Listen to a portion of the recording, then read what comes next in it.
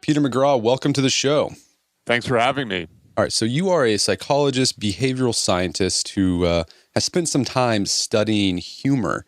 How did you get involved? Like, what made you decide, I'm going to figure out what makes something funny? How'd that happen? Well, I wish I could tell you that I had this lifetime passion about comedy, and although I knew that I couldn't become a stand-up comic, I thought I would understand it from a scientific standpoint.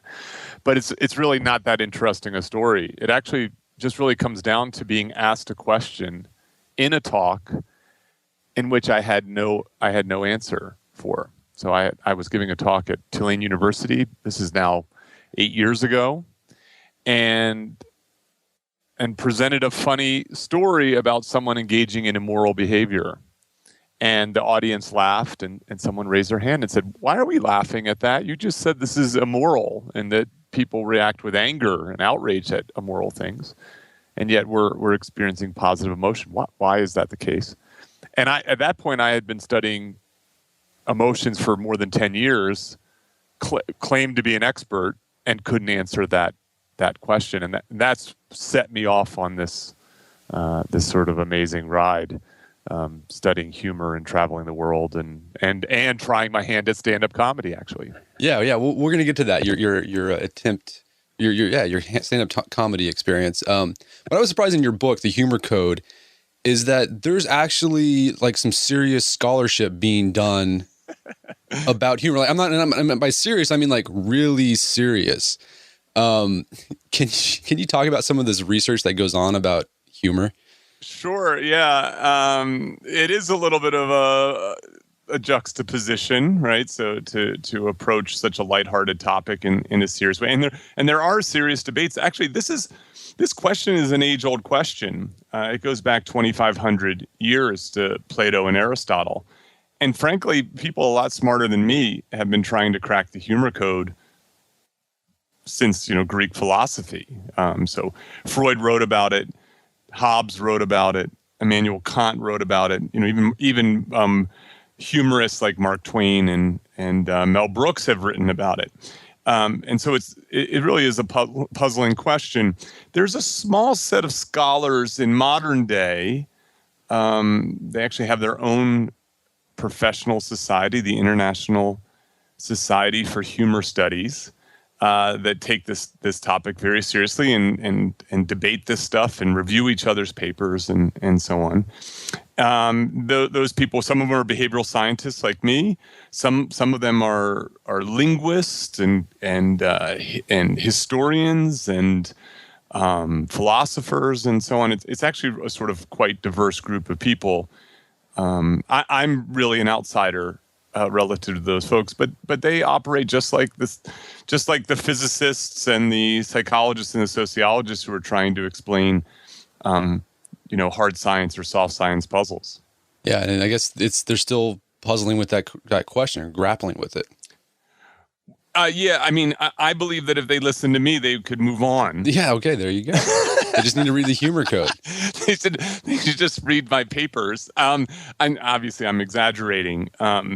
But I do think that there was, I felt like when I approached this question, I felt like I had no, that's not true. I had two advantages compared to this, to people who've tried to understand humor historically and the people who are trying to understand it in present day. So relative to the people who are trying to understand it historically, I could run experiments.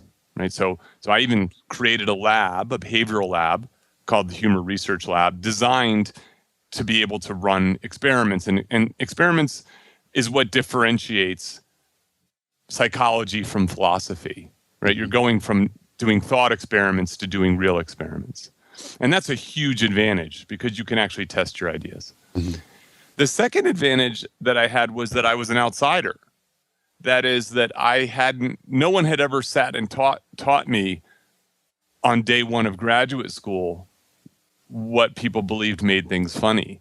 And so I actually had 10 years to sort of try to understand emotions more broadly, and then got to approach this question from that perspective.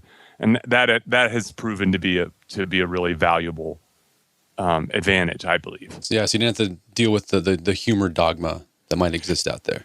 Exactly. Yeah. Like there's like this long history of I think pretty good theories, but they're not strong theories anymore. But if you're taught those, it's hard to sort of unlearn them. Yeah. And so that was a really useful thing. I mean, in science, this happens all the time. It's not the senior most, it's not the 65-year-old professor who needs to finish this puzzle right before he retires. That's not the person who has big insights. It's actually the person who has enough knowledge, but is still kind of fresh enough to take a new perspective. And I think that ended up being the case here. Gotcha. So let's get into some of your findings. Before we get to the what and how of humor, first question is like, why does humor exist in the first place? Like, why do we laugh? Because like if you step back and look at it, it's kind of a weird thing, right? That we do. We just sort of just make these weird noises, gesticulations. We smile, breathe, pant. Why do we have that? It is, yeah. I mean, and so to answer that question, you have to answer sort of a broader question of like, well, why? What is like the function of humor more generally? Like not just the behavioral expression of it, laughter, but also then why does it feel so good? You know what I mean? And why is it that we point at certain things and say that's funny, and not point at other things and say the same thing? And it is that actually the idea of laughter is actually one of the great hints at understanding what it is that makes things humorous. Because, for instance, the fact is that you don't need language to indicate to someone else that something's funny.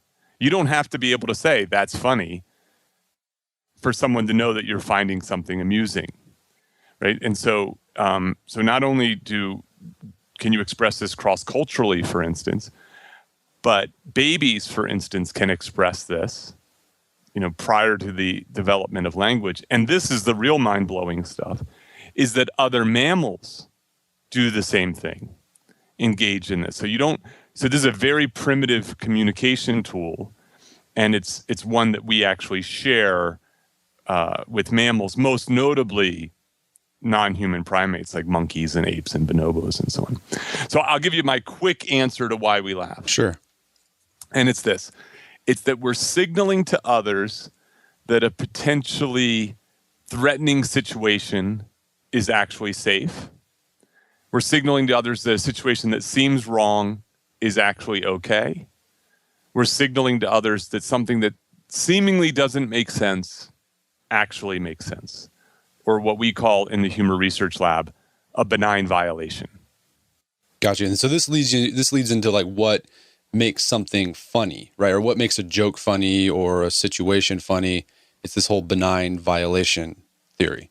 Yes, that there's these two appraisals that something's wrong yet okay.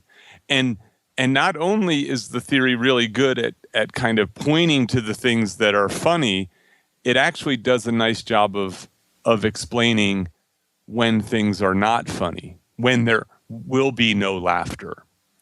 And that's actually a problem with a lot of the prior theorizing, is that they were often very good theories that if you looked only at funny things, they seem to have those conditions. But when you think about telling a joke, telling a joke is not an easy thing, because it's actually more likely than not you're going to fail, because there's more ways to fail than there are to succeed. You can offend your audience is one way to fail, and you can bore your audience is another way to fail. And in one case, you've created a situation that's just wrong. There's nothing okay about it. In the other situation, you create a situation that's not wrong enough. It's just okay.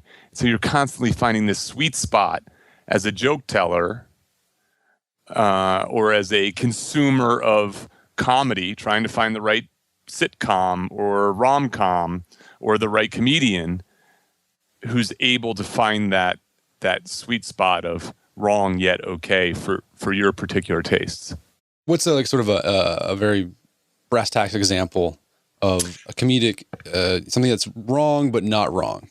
Okay, so let's actually step back. Let's talk about our little furry friends, right? So let's talk about apes and well, I guess they're not that small, but let's talk about apes and let's talk about rats for a moment. Yeah. Okay, so they also laugh. It's not actually laughter. It's often called play panting. In the case of apes, and in the case of rats, I don't even know if there is a good term for it. Well, you talked about in your book they tickle rats. Like they're scientists. Like what they do is that's what they do is they tickle rats. And they get paid to do it. Yeah. Also, yeah, indeed. Nowadays, they're doing it. They're being paid by big pharma to tickle rats, which is, I think, a very interesting fact. The backstory on that quickly is that right now the pharmaceutical solutions for depression are designed to kind of try to remove depression, but there aren't pharmaceutical solutions that increase happiness.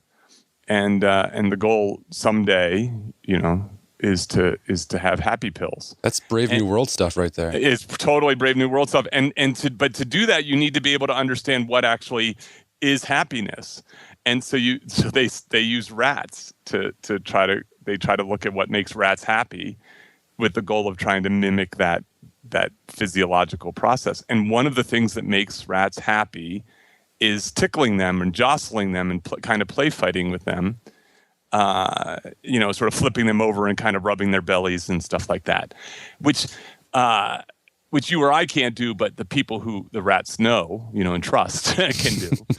And when these scientists do that with rats, these rats make this sort of chirping sound. It's an ultrasonic sound. You can't hear it with the human ear, but you can pick it up with a bat detector. And this is a signal of positive emotion. And it goes even beyond this. This is absolutely fascinating, is that once these scientists sort of start roughhousing, play fighting, tickling these rats, the rats will seek out this activity. That is, if the scientist moves his hand to the other side of the cage, the rats will chase the hand, trying to elicit more of this experience. And if you think about it from a rat's perspective, this experience is a benign violation, right? It's threatening yet safe. And what they've done with these studies is if they make these sort of playful attacks not playful anymore, they get really aggressive. The rats all of a sudden make a different noise. They make the same noise that they make when they fight each other. Right? You've just moved from, it's the equivalent of I'm telling a joke and people are laughing, and then I go too far, I get too risque, and then all of a sudden people are angry. You get the groans. You get, yeah, or worse, right? People start throwing eggs at you or whatever it may be. Or fire you in the case of people going too far on Twitter or, or in the workplace and so on. And so the same is true for non-human primates. So they engage in play fighting. Again, it has this element of the situation is kind of scary but safe. And so when it comes to tickling works in the same way with humans.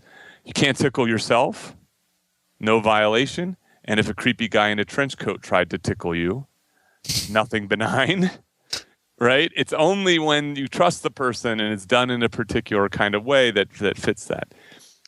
Taking that to the world of comedy, it's not physical threats anymore, but it's absurdities, it's logic violations, it's violations of cultural norms, violations of social norms, right? When you think about it, comedy plays on things that are wrong. You don't have comedians who get up and say, "Oh, what a beautiful day! I saw the best rainbow." What they're doing is they're talking about bad traffic and airline food and dumb people and so on and so forth, right? So there are plenty of violations there. It's just how do you find a way to not go too far, right? To tell a joke about race that offends. Yeah. Well, that's a question. Like, how do you know? Like, how do you figure that out? Because it's sort of weird on an abstract level. Like, they're just words, right? So there's really no like, if someone says like a really offensive joke, there's nothing physically happening to you on a primal level, I guess. but yet there is a violation with words. There's a right and wrong. Yeah. So Yes. I mean, how does that line drawn? Has it changed over time? What goes on there?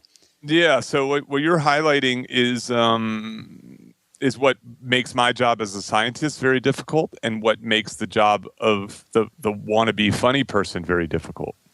So you could do what comics do, which is use some combination of instinct and experience and actually empirical testing to figure out what's going to be funny and not. So if you ever go to a comedy club, so when you see Louis C.K. do an hour special, it just seems like the man is just naturally the most funny person that among the most funny people in the world.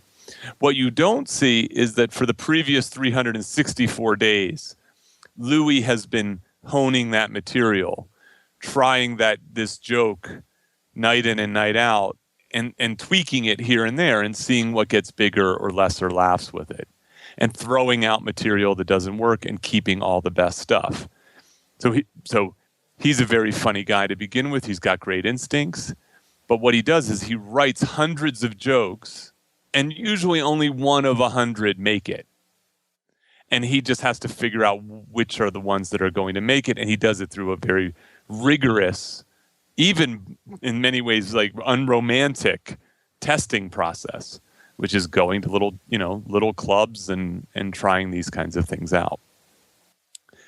What I think is interesting is a theory may help cut that learning curve, because the theory starts to explain a whole bunch of things, right? It explains why one person's laughing, another person's bored, and another person's offended, because each of those people see the world in a different way. They're threatened to differing degrees by you pointing out what might be wrong with the world, with yourself, with them, with politics, and so on. And so there are some, I think, hints at ways that you might be able to try to find the kinds of topics that are more universally going to be accepted, rather than how do I say this? Rather than just saying, like, I'm just going to put this out there scattershot and see what ends up working. Yeah, that gets people into trouble, like as you said, like on Twitter or whatever. Well, yeah, I mean, nowadays this is a big problem. Is that comedy clubs used to be a very were always kind of a safe place. That is, that people were going. They knew that there was some risk involved, and that a joke that would be told that bombed, right? A comic trying a new joke about a risque topic, and that joke doesn't go over well. He or she just moves on to the next joke. No big deal. People are momentarily upset, and a good comic can bring the audience back. But now with Twitter or with YouTube, is that it just takes someone recording that joke or tweeting about that joke or writing a blog about that joke, that then it can become known to not only the people in that city, but the people all over the world, right? And that joke wasn't necessarily meant for a broad audience, and it wasn't necessarily meant for, it's being taken out of context and all these kinds of things. And so it makes this world a little bit more difficult for the average stand-up. Are the comedians like doing anything to counteract that, like banning cell phones or things like that? You do get comedians who sort of yell at audience members for videotaping their bits. That's certainly the case. One thing that has happened that's really fascinating, I don't know if you've heard this, but a number of high-profile comedians have stopped performing on college campuses. Yeah, the whole trigger warning stuff because there's just there's the notion that there's enough sensitivity. Some people call it sensitivity. Some people call it, knowledge of hegemony. That a lot of things that would normally be funny for a beer drinking Friday night, comedy club crowd doesn't work to a broad audience and sometimes a very diverse audience on a college campus. So You mentioned that okay, we have this theory that can possibly work as a shortcut to figuring out. Yeah. Perhaps, I have right? no data on that. Okay, unfortunately, but I do believe that to be the case. Okay, but you mentioned like Louis C.K. has like good instincts, which I hear that as like because is there something with genetically or something that Louis C.K. that makes him more sensitive to figuring out that benign theory when it crosses? I mean, are some people? Basically, the question is: are some people born funny? Yeah. So I think that in the same way that some people are born fast, there are some people born funny. There are some people born cheerful. There are some people who are born with a better sense of rhythm. That we're not all created equal when it comes to a sense of humor, especially ability to produce this humorous response in others. But I believe that's actually not a handicap. Gotcha. That you can become funnier in the same way that you can become faster, in the same way that you can become a better dancer, in the same way that you can learn to play piano. Like that almost that you become a better public speaker, that you can overcome your shyness. That there are a lot of things that we might have a predisposition towards, but with practice, with coaching, with feedback, you can improve. Gotcha. So for instance, Louis C.K., if you watch his old stuff, I don't mean to pick on Louis C.K. I mean, I actually think he's a really good comic. He doesn't like the benign violation theory, so I often like to use him as an example of how it fits so well. If you look at old Louis C.K. stuff, you can see flashes of his brilliance. But, he was 32 years old and he was a middling comic. Yeah. He was struggling to make it happen. And what happened was he dedicated himself to the craft in such a way where he started really challenging himself and really trying to take things to the next level. And that's when his career really took off. If people were born with a sense of humor, we would have these like brilliant, hilarious 22-year-old stand-ups. Yeah. And that just doesn't happen because you need to work hard to get good at it.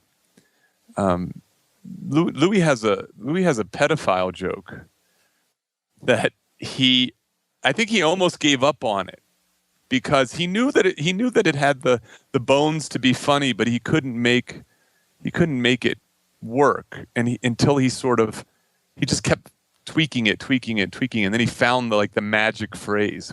He talked about this to Howard Stern.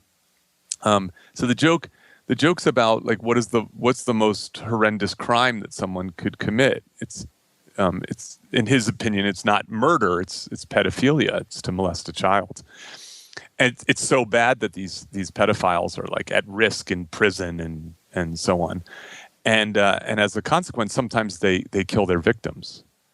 Right. So here we are, we're in big time violation territory. All of these topics get an audience aroused in a negative way, but he hasn't said anything controversial at this point. And so what he does is he follows this logical chain, and he's like, well, if we want to actually keep kids safer, keep them from being murdered, we should start taking it a little easier on pedophiles. Oh boy. That is his logic here. And your oh boy comment is exactly what how audiences would generally respond. And what he ended up finding that he had to do was he had to create a caveat before he followed this logical chain with this joke. Of course, as you might know, I'm not doing this joke justice. For your listeners, they could probably easily Google it and see how he executes this. But he said that he had to add a little caveat that just said, I don't know what to do with this information, and then he would follow the logical chain. So he then went from someone who was prescribing, telling people how to behave, to someone who was describing the quote unquote objective facts of this peculiar puzzle. And then when he started doing that, then that joke started getting laughs. Interesting. So it's a fine line. It's like razor sharp. It's razor sharp, and it's razor sharp in part because that it's the jokes that play on the biggest violations, on the things that are most wrong, are the ones that get the biggest laughs, typically. Now, you did ask about, like, are you born funny or not? I can tell you what I can tell you the best predictor of a sense of humor, especially in terms of production. It's just simply intelligence. Is just being quick-witted and knowing about the world. But when it comes to humor consumption, that is like tendency to laugh and not, that actually is just sort of like cheerfulness, just like having sort of a sunny disposition, like going through life not feeling, like the walls are closing in and like things are bad. Sort of having a little bit of like being a little bit more cheerful is just sort of the best predictor on the opposite side. And what's interesting is production and consumption tend to be uncorrelated. If you laugh easily, doesn't necessarily mean that you're funny. If you're funny to other people, doesn't necessarily mean that you laugh easily. Gotcha. Wait, so this idea that intelligence is what predicts humor or a sense of, or being able to produce humor, is that why women find men with a sense of humor attractive? Like it's a sexual signal for intelligence? Yeah. So one of the things that we did with the humor code was try to understand this question of like, are men, if you ask the average person, you say, who's going to be funnier, a man or a woman? If someone has a preference, they'll usually say men. Yeah. Chris Hitchens said that, like, women can't be funny, right? Yeah. Yeah. Well, Chris was wrong. Okay. Well, yeah. Tina Fey's hilarious. There's a lot of. Yeah. Well, so if you use the professional comedy ranks as your proof, then you come to all these wild conclusions, right? Like, so does anybody believe that men make better doctors or better lawyers than women? I don't think so. But the logic would be, well, there's more male doctors than female doctors, hence it must be true. The world of comedy is not very welcoming to women. There's not as many mentors. The clubs are run by men. There's still a lot of institutional sexism that exists there, and it's just not. So fewer women just try to do it from the very get-go. But when it comes to just regular everyday people, not the pros, men and women tend to be more alike than different. There is one finding that does stand out, and it's within a dating situation. There's a tendency for men to try more and women to assess more. And the theory is that not only does a sense of humor suggest the two people are compatible, but your ability to be funny may suggest other valued characteristics, as you said, intelligence. So if you want to try to figure out is a guy smart or not, if he's able to make you laugh, it's more likely that he is smart than not smart in that kind of way. And so the evolutionary psychologists of the world hone in on that finding as saying that it's a kind of sexual selection technique. Gotcha. Okay. So let's talk about your experience. You went on this whirlwind tour around the world trying to figure out what makes something funny. And then the culmination of this is that you actually went up on stage and did a stand-up routine, putting into practice all these theories you were able to come up with based on your research. How did that experience go of creating a stand-up routine based on science? So you have to understand that it was my second time on stage. Okay. Because my first time on stage was a total disaster. I actually got up on stage in Denver, Colorado, and did at the Squire Lounge and did an open mic night and totally bombed. I got one laugh, and it wasn't even an intentional laugh. and when I looked at the jokes I was telling from a benign violation perspective, they were too benign. They might have been funny to my friends at a dinner party, but they weren't funny to the wannabe comedians and the dirtbag hipsters, at this dive bar. And my co-author Joel Warner was there in the audience, and that actually really served as the foundation to travel to all these places, to go to the Amazon, to go to Tanzania, to go to Japan, to go to Scandinavia, and so on. And Joel only agreed to do this trip if I agreed to get back on stage and to prove we've learned something along the way. And we went to the Just for Laughs Festival, the world's largest comedy festival, and performed at one of the shows. And it went better. It went much better. And it went better in a large part because what we did was we basically talked through all the different things that could help make something be funny. So we just pointed out all the kind of like weird things that we found during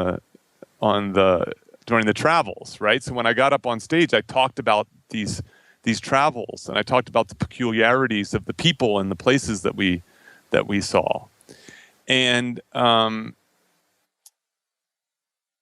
as a result, like I just played in a world of things being wrong, much more so than a world that in which things were sort of okay. So, for instance, I told a joke about how in Osaka, Japan, which is the comedy capital of Japan, you can walk up to a regular everyday person on the street and like make your fingers into a gun and point it at them and go bam, and those people will act like they've been shot. It's like this unstated joke that everybody in the city knows. It's bizarre. And so then the joke was like, so I made that observation, and then I said, my plan is to use it to rob banks in the city next. And so, these are not the world's funniest jokes, but they're not bad for a professor who studies what makes things funny, rather than for a professor who's truly a comedian at heart. Gotcha. So you didn't get booed off the stage. You got some laughs. I got some laughs. It went all right. Yeah, it actually really went all right. Now, I mean, if I had really gone after this, that event would have been, I would have done 30, dive bars prior to that to get things really, really honed in. Instead, I tried to make it a little bit more of an experiment and to use the kind of things. I started the set with self-deprecation. So I made a joke about myself. That's something that, I sometimes wear a sweater vest. I made a joke about my sweater vest. And when you make fun of yourself, that almost by the nature of it all is a benign violation. You're pointing out something wrong with yourself, but it's about yourself. And so that very easily gets a laugh and sort of warms up the audience. And then it gives you more license to point out what's wrong with everyone else, like the weird behavior in Osaka, Japan, for instance. Yeah. When does like self-deprecation go too far though? Because I know there's a lot of people who use that as their shtick, but then you just like, it's like they reach to the point where you're just like, man, yeah, it's not funny anymore. You're just a loser. Yeah. Right? Like that at some point. And I think that what it is that, so good comedians, they use it and then they move on, right? It's a quick hit and then they move on. I think what the risk of using self-deprecation is when it becomes constant, right? It's like the person's always going back to it, and then it starts to make not only you think of the person in a negative way, because you part of the point of being funny is that it's well liked. Yeah. That it enhances people's assessment of you. If you use self-deprecation too much, people might actually start to believe the negative things that you're pointing out, and start to get really uncomfortable about it, because now you're just worried that you're just interacting with someone who has really low self-esteem. Yeah. Well, Peter, this has been a really fascinating conversation. But before we go, I always like to end these podcasts with sort of like a quick practical takeaway. I mean, for the guys who are listening to this right now, some of them probably they're probably natural comedians, but for those guys out there who aren't, they want to be a little funnier, what's one thing they can do starting today to increase their humor a bit? Okay. So I think this is a straightforward prescription, and that is that you have to try. So you have to start to seek out situations where you try to be funny, and then you assess what works and what doesn't work. And when you fail, be quick to apologize. Don't be defensive. Oh, it was only a joke. Yeah. Don't blame the victim. Just be like, I was trying to be funny. Sorry about that. Store those failures away, store the successes away, and you can start to figure out. In the same way that if you want to become a good free throw shooter, you got to practice free throws. If you want to become a funnier storyteller, you got to practice telling funny stories. Awesome. Well, Peter McGraw, thank you so much for your time. It's been a pleasure. Thank you, Brett. Our guest today was Peter McGraw. He's the author of the book, The Humor Code. You can find that on Amazon.com and bookstores everywhere. You can also find out more information about Peter's work at petermcgraw.org.